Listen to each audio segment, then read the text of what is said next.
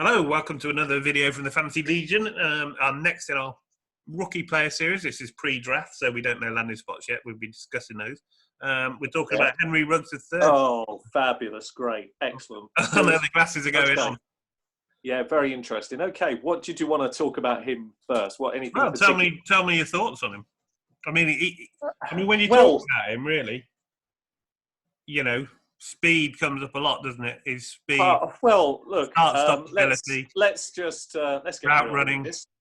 Let's get real. Let's look back. We all know speed kills in the NFL, and that's super useful. But there's two kinds of speed. There's speed that's actually game speed, and then there's speed that's track speed. He was the fastest man in the combine, and that's brilliant. I remember a fast man in the combine, John Ross. He hasn't really translated to amazingness yet. He's been okay. Yeah, okay at best. 4.27 for a 40, it's amazing. It's electric. But you know what? There's an even bigger issue with this guy, right? So go back, watch the tapes, and here's the issue. This is the modern NFL. He can't handle press coverage. Bingo. See you, Henry Ruggs III. Goodbye. No, this is a guy who could be a Devin Hester, right? This is a special teams player. Why is he so high on draft boards? Because he's fast. He's fast, and he can make players silly. He can make with it. He's route running. He can start, stop. He can make players look silly, and I think that's the sort of thing that's eye catching. But very much so. Press coverage. That's my issue.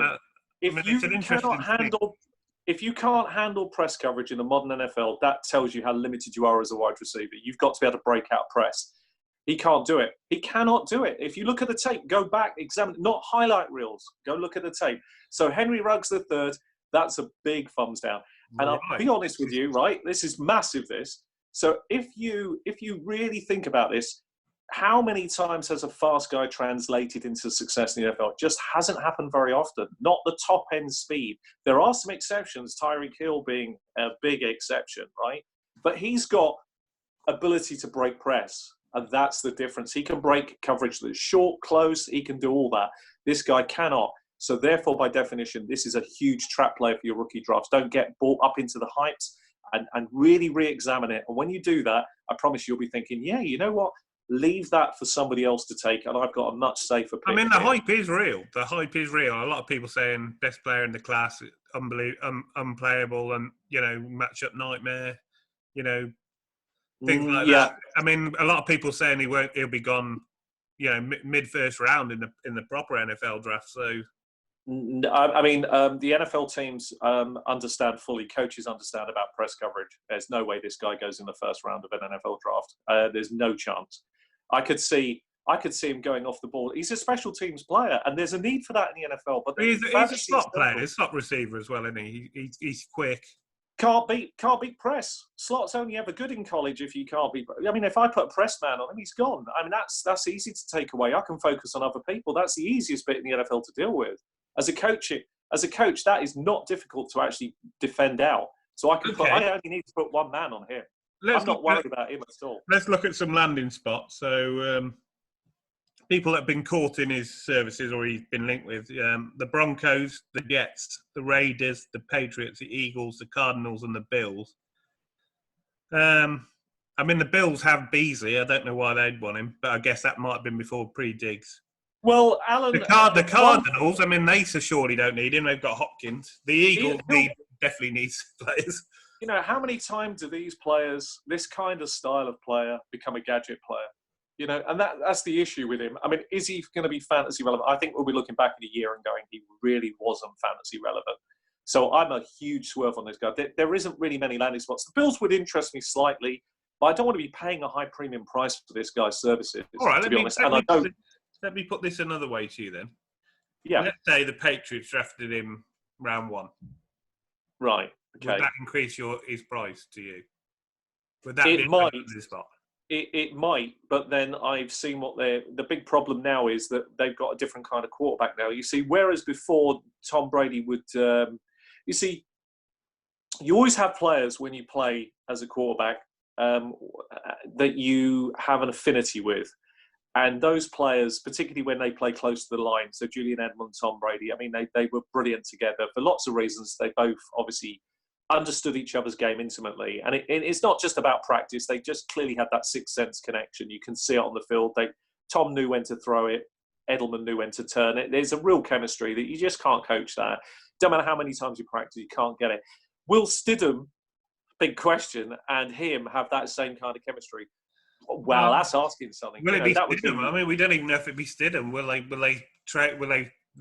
draft one? Will they trade for Dalton? I mean, there's plenty of rumours going around. Well, I think it's New England. What Bill Belichick said, which was quite interesting, he was non-committal on who the QB was going to be, but what he said was, we built success with Brady, playing to Brady's strengths. So when the new QB comes in, whoever it is, the playbook will be designed to play to his strengths, to get the best out of him and get the best out of the team. So that's kind of interesting. They're not going to stick the same sort of playbook possibly that they have with Brady over these years. So I don't think you can. I think again, you have to as personnel changes, and it depends on the personnel. The bigger key players, that's the running back, the wide receivers, and the quarterback. Particularly the quarterback, that changes everything. Throwing motion, style of the way you drop back, everything changes. And he has some issues, and the problem is that's the quickest route to the New England doghouse. Well, you can't break press coverage. Forget it. You're not even going to reach the field. Special teams, absolutely. I see him as a really exciting special teams player who could potentially fill in every now and again, a Patterson kind of player, Cordell Patterson. I don't need to really mention too many more names when you start talking about Tavon Austin, Cordell Patterson. You shouldn't be getting excited fantasy circles for that. It has a place in the modern NFL, absolutely. And maybe teams need a player that they can bring in and do certain sub-packages. But he's really limited on what he can do if you can't break press coverage. And that is not coachable, right? You can't coach that. He's had all these years at college. So coming in, no. Special teams, yeah. Give him space, great.